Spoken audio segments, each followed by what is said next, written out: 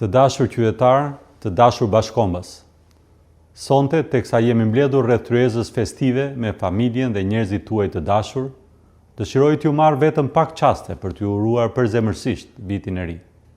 Nata e ndrimit viteve është koha e reflektimeve, momenti kur ndalemi për të parë çfarë lam pas dhe për të projektuar shpresat tona për motmotin e ri.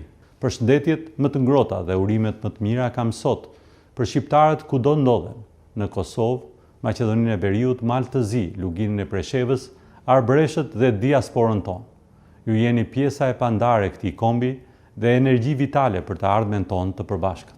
Me përullësi për sfidat që kemi përpara, me besimin te vlerat e punës, solidaritetit dhe përgjegjësisë qytetare, dhe me vendospëri për të ndërtuar të ardhmen tonë europiane, ju uroj nga zemra gëzuar vitin e ri 2026.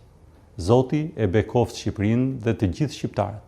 Zoti ju bekoft ju dhe familjet tuaja. Gëzuar.